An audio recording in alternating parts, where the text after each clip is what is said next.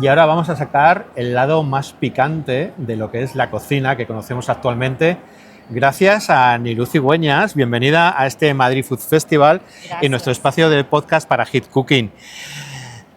Anilú, tenemos una historia muy divertida, nos conocimos de casualidad y la casualidad nos marcó por el camino de una forma muy divertida, que luego hablaremos. Pero ella escribió un libro que se llama Mejor si pica. La pregunta ¿es mejor gastronomía si utilizamos el picante o es solamente una manera de entender cómo es el picante? Yo no diría que es mejor gastronomía. Yo diría, o lo que siempre comparto es que cuando nosotros añadimos un elemento picante a una cocina, al final, o a un plato, al final lo que estás haciendo es darle más profundidad, darle otro matiz. Yo lo llamo comer en 3D, ¿no? Porque a los aromas y al sabor se une otro sentido que es el tacto, porque el picante no es un sabor, sino que es una sensación que de hecho se transmite al cerebro a través de los nervios, vamos a llamarlos, que llevan la información del tacto. Por eso yo digo que los ajíes saben, huelen y te tocan. Vale, por lo tanto, el título de Mejor si pica. Bueno, a ver, empiezo de hecho el libro con una frase de Ottolenghi, que además es un autor, bueno, un cocinero y un autor que sigo mucho, y él dice, si pruebas un plato y sientes que le falta algo, lo más probable es que sea picante, ¿no? Vale. Pero bueno, yo defiendo de todas formas el uso correcto del picante, porque si realmente lo que vas a hacer es tener como, digamos, un picante muy agresivo, bueno, eso si tienes una tolerancia muy alta, ¿no? Pero por lo general el común de la gente pues tiene una tolerancia media, y entonces yo creo que no te hace mejor cocinero ponerle mucho picante, sino todo lo contrario, ¿no? Sino que el plato al final es como una pintura, ¿no? Con distintos elementos, distintos colores, y uno de ellos es el picante y tiene que estar en armonía con el resto. ¿Qué es para ti tolerancia media? Porque claro, aquí a eso es muy susceptible. Hombres, mujeres no tienen mismos matices, hay mujeres que toleran mucho, hay hombres que no toleran mucho, igual que hay hombres que no lo toleran. La cultura mexicana, evidentemente, yo no sé si lo tolera mucho o no, entiendo que sí, pero la asiática, la europea, te puedes encontrar con muchos matices, ¿no? A la hora de hablar de tolerancia media. Totalmente. Sí, a ver, hablar de tolerancia media es un poco subjetivo, ¿no? Y el hecho es que la tolerancia al picante es totalmente individual. Obviamente hay un factor cultural. Si yo he crecido en México y me he comido las golosinas desde niño con picante, pues obviamente mi tolerancia se estira, no es elástica, ¿no? Si yo culturalmente no he estado familiarizado con el picante, oye, puedo ir probando poco a poco y esa tolerancia también se va amplificando, ¿no? Entonces yo siempre digo, yo no conozco a nadie que antes le gustaba el picante y después ya no. Es al revés, no me gustaba, empecé a probarlo y ahora me encanta. Claro. El amor por el picante, yo lo que digo es que es un amor que solo puede crecer. Qué bonito, qué bonito. Por lo tanto, es una cuestión de cultura, ¿no? O también genético, ¿no?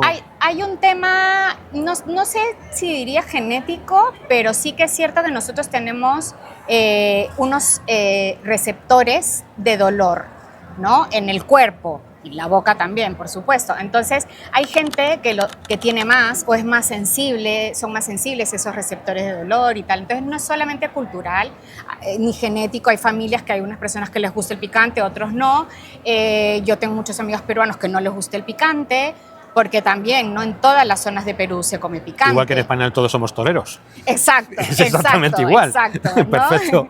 Bueno, ¿qué diferencia hay entre un chile, un ají y una guindilla? Porque para el que no conoce mucho el mundo del picante, le puede parecer parecido, pero no, ¿no? Bueno, es que es lo mismo. Ah. Por eso es que yo titulo, porque yo, a ver, lo más fácil hubiera decidido decir el mundo de los chiles, ¿vale? Pero yo sí que quería reivindicar el nombre de los ajíes, porque al final es el nombre con el que llega al viejo mundo por primera vez este ingrediente, ¿no? En las crónicas que tenemos de la época, lo conocen como ají, que es de origen taíno, un nombre de origen taíno, que es al primer sitio donde llegaron los descubridores de Claro. América, ¿no? Entonces, digamos que la primera noticia que se tiene en el viejo mundo es con ese nombre, ¿vale? A México se llega no sé cuántas décadas después, ¿no? Pero se hace más popular ese nombre por, creo, la propia influencia mexicana y también por la comida Tex-Mex, ¿no? Entonces cambia de Chile, que significa rojo en náhuatl, y se pasa a chili y ya es muy común verlo en cualquier país, de, por ejemplo, de Asia y tal, que se llame chili. Sweet chili, chili, chili, y es como que... ¿no? Y luego las guindillas, también quise usarlo en el título porque las guindillas es como se conoce aquí a Vale. los pimientos que son picantes. Vale. ¿No? Entonces es un recorrido por el mundo de los ajíes, chiles y guindillas, pero que al final forman parte de la misma familia de ingredientes. Por lo tanto, en este libro, ¿cuántas variedades de picantes vamos a encontrar? Vale, vamos a decir cuántas variedades de chiles, Vale. porque los chiles no solamente pican, y eso es también otro mensaje que a mí me interesa mucho. Los chiles aportan otras dimensiones como son el aroma, el sabor y por supuesto el color y la belleza que tienen, ¿no? Entonces muchas veces cuando hablamos de chiles, de ajíes, nos quedamos en ¿cuánto pican? ¿Cuál es más picante, el habanero o el jalapeño, este u otro? No, no es solamente el picante y aparte hay formas de domar el nivel de picante cuando cocinas, ¿no? Claro. Y eso un poco lo explico en el libro. Entonces, ya me olvidé cuál era la pregunta. La pregunta es que tienes un libro fantástico y que si sabes cuántas variedades hay diferentes de chile. Bueno, Perú es el país que tiene más variedades identificadas porque luego también hay muchas Perú, ¿no es silvestres. México? No. Fíjate que me parecía que siempre No. la cultura mexicana era la más picante y no, Bueno, es la peruana. A ver, O la que mejor la sabe vender. en cuanto a variedad botánica, ¿vale? En cuanto a variedad, Perú y Bolivia son los que tienen más biodiversidad, ¿vale? Perú de las que son especies domesticadas y Bolivia las silvestres. México es el corazón, el donde nace el Capsicum annum, que es un tipo, digamos, como una rama dentro de la familia, ¿no? Es una variedad. Y de hecho, la mayoría de chiles que conocemos pertenecen a ese tipo de chile, que son los Capsicum annum.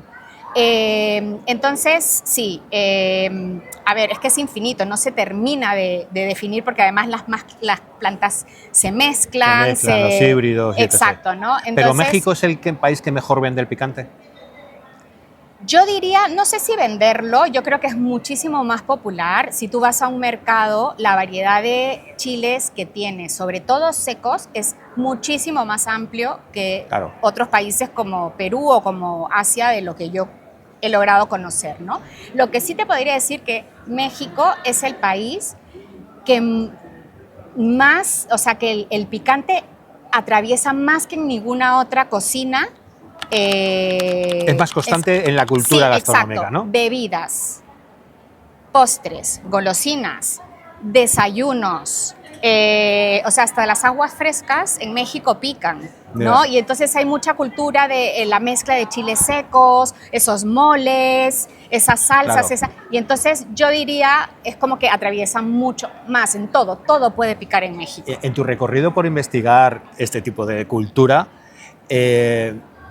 la cultura asiática, la cultura africana, son grandes desconocidas. Nos hemos quedado siempre como Latinoamérica la cuna, pero hay otras regiones del mundo que también cultivan el mundo del picante. Háblanos un poquito, si puedes, también de ellos. Sí, mira, en cuanto a la cocina africana, no soy yo la mejor conocedora. De hecho, lo dejé como un poquito, lo nombro un poco, pero más como del norte del África, ¿no?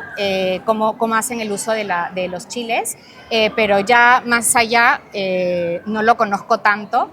Y yo quise como representar las gastronomías como más relevantes, ¿no? Que digamos que son más conocidas y que a la gente le puede sonar un poco más, ¿no?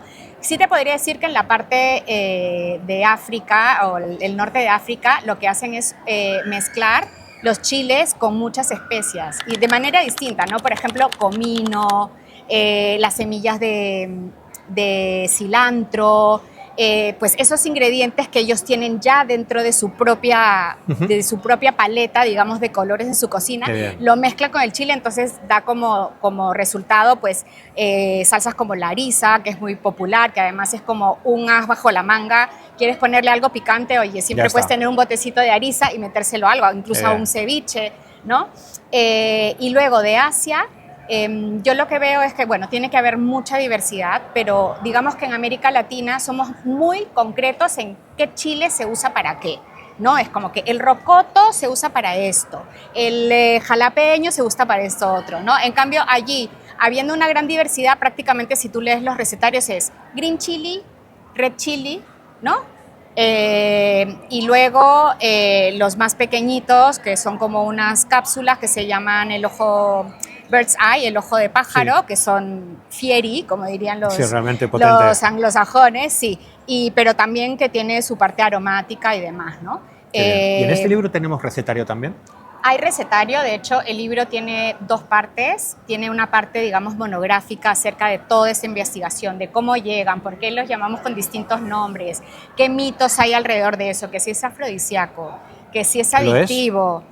A ver. Lo es, no, a ver, no, eso no lo es. No hay que la respuesta corta es que si estás con la persona adecuada es súper afrodisíaco. Vale, pues ya está. Lo único que si has estado manipulando chiles y luego pasas a otro tipo de acciones más íntimas, lávate bien las manos, eso es importante, ¿vale? Porque puedes hacer daño a alguien. Perfecto. Vale, ¿cuánto tiempo te ha llevado sacar este libro adelante? Mira, en mi cabeza estuvo un año. Desde que empecé ya a hacerlo, que igual era on-off, porque al final trabajas, bueno. Ya. En fin, yo tardé 3 años. 3 años en sacarlo adelante. 3 años en publicarlo. Yo voy a contar la anécdota, que ahora es el momento. Nos presentaron hace 2 años como, mira, tienes que conocer a una chica que ha hecho un libro de chiles, tal cual, y hablando con ella me dice, vi a un señor en redes que había hecho un vídeo para la televisión francesa sobre los chiles y esto. Ese señor era yo. Eso es verdad. Ella no sabía que era yo. Y fue una casualidad del mantra, decir, qué casualidad más divertida. Buenísimo. Como dice, tú eres el del vídeo que hablaste y para ti fue una pequeña referencia de lo que era la historia del Chile en España. Claro, ¿no? Un documental buenísimo de TV Arte, es una cadena francesa. Súper interesante y claro, ahí salías tú, decía publicista, tal, y yo decía, cuando saque mi libro, se lo tengo que enviar a este señor. Y mira, y estamos aquí perfectamente, como buenos amigos. Oye, enhorabuena por este libro. Muchas gracias. ¿Dónde lo podemos encontrar? Pues en cualquier librería, o sea, si no lo tienen, pues se puede pedir. En las plataformas, las librerías online también. Yo siempre pido que apoyemos al pequeño comerciante, que hacen una labor maravillosa, pero bueno, se puede pedir en Amazon, en Fnac, la Casa del Libro, etcétera, y ya está. ¿Y las redes sociales que tienes? Y aquí en el Food Fest también. Madrid Food Fest, vamos al fin de semana, pero en redes sociales, ¿cómo te podemos encontrar? ¿Cómo? Pues como Anilú_ES.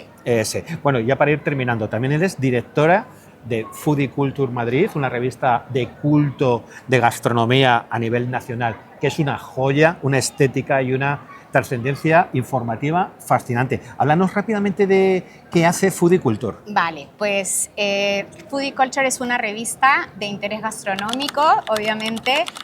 Nos diferenciamos porque somos la única publicación en papel, gratuita, bilingüe, y que, bueno, pues lo distribuimos en espacios de calidad. Yo lo llamo un circuito de calidad en hoteles, restaurantes, pues que comparten valores con nosotros de respeto por el cliente, de transparencia, de autenticidad.